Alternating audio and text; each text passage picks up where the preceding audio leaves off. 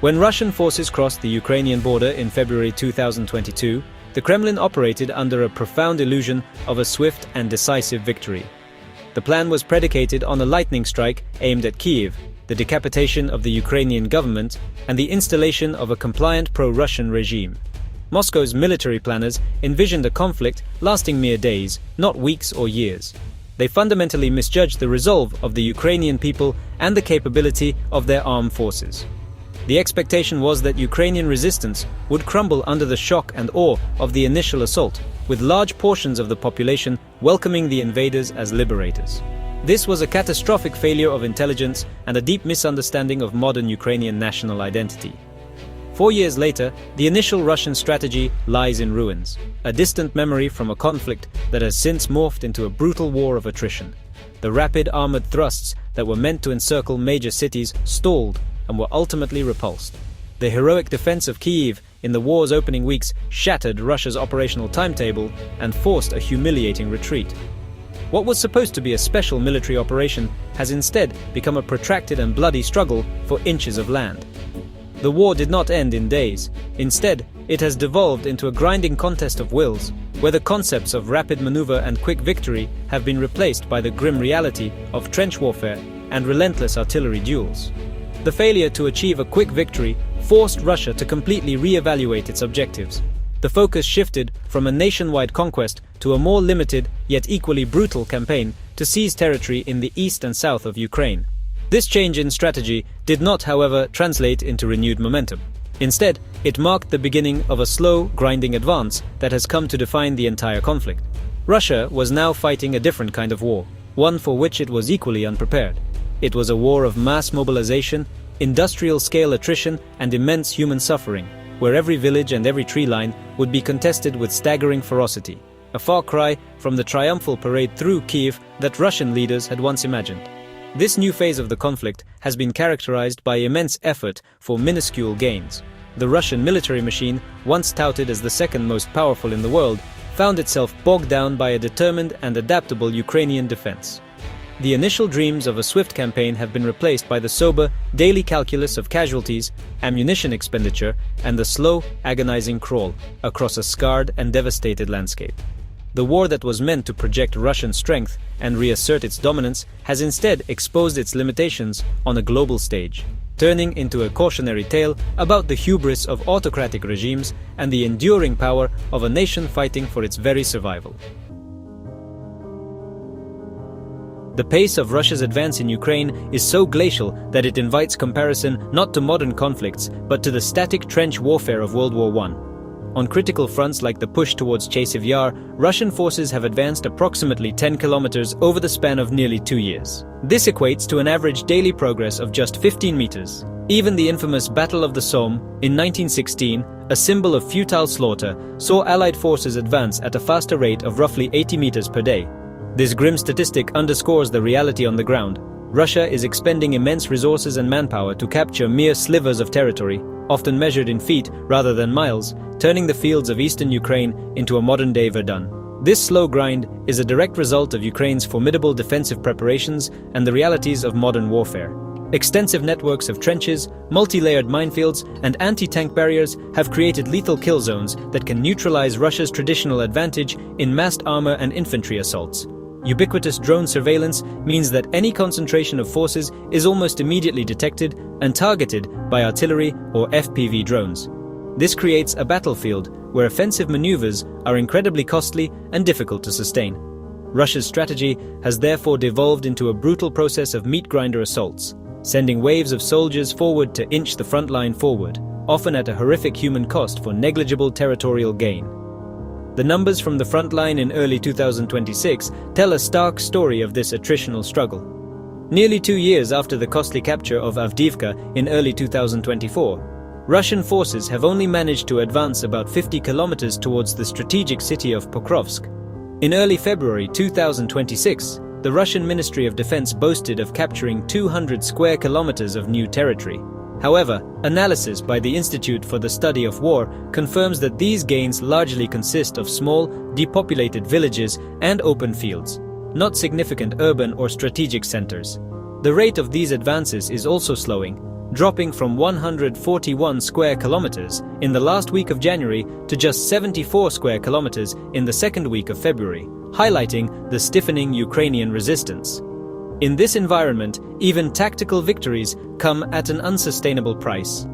In January 2026 alone, Russia is estimated to have suffered 30,000 fatalities in exchange for gaining 364 square kilometers of land. This calculates to an astonishing rate of approximately 87 dead soldiers for every single square kilometer of territory captured. This is not the sign of a successful military campaign. It is the metric of a nation bleeding itself white for Pyrrhic victories.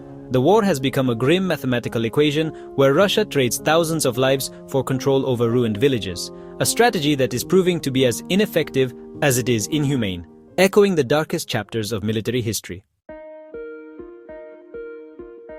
The human cost of Russia's war in Ukraine has reached a scale unseen in generations. After 4 years of relentless fighting, credible estimates place total Russian casualties, including killed, wounded, missing, and captured, at over 1 million. The number of fatalities alone is believed to be between 275,000 and 325,000. These figures are catastrophic, dwarfing the Soviet Union's losses in its decade-long war in Afghanistan and both Chechen wars combined. Russia is losing its soldiers at a rate that is difficult for any modern state to sustain, sacrificing a generation of its men for a war of conquest that has yielded little more than international isolation and a devastated neighbor. The Kremlin's persistent claims of minimal losses are a grotesque fiction, contradicted by the overflowing cemeteries across Russia. Ukraine, too, has paid a devastating price in its fight for survival. While fighting a defensive war with a generally more favorable casualty ratio, its losses are still immense, with total casualties estimated to be between 500,000 and 600,000. For every Ukrainian soldier lost, Russia is estimated to be losing 2. Yet for a country with a smaller population, these numbers represent a grievous wound to the nation's demographic fabric and future. The fighting has also had a profound impact on Ukraine's infrastructure. Russia's intensified air campaign in early 2026, involving thousands of drones and glide bombs, has damaged all of Ukraine's major power plants, severely crippling its energy grid and plunging millions into darkness. The material losses on the Russian side are equally staggering. Thousands of tanks, armored personnel carriers, artillery systems, and aircraft have been turned into smoldering wreckage on Ukraine's battlefields. Russia has been forced to pull ancient, Soviet-era equipment out of deep storage to replace its modern losses, a clear sign of a military-industrial complex struggling to keep pace with the voracious demands of the front. Advanced technology deployed by Ukraine, often with Western support, has played a crucial role in this attrition. Drones for surveillance and attack, precision-guided munitions, and effective electronic warfare, such as the disruption of Russia's Starlink communications, have blunted Moscow's numerical superiority and inflicted disproportionate losses. This dynamic has fundamentally altered the nature of the conflict. The war is no longer just a contest of numbers, but a technological duel where innovation and adaptation are key to survival. Ukrainian forces have proven adept at leveraging technology to create a transparent battlefield where Russian movements are tracked and targeted with deadly efficiency. This has prevented Russia from massing its forces for the kind of decisive breakthrough it initially envisioned. Instead, its military is being systematically degraded, its equipment destroyed, and its soldiers lost in a slow, grinding war of attrition that it seems incapable of winning, yet unwilling to end.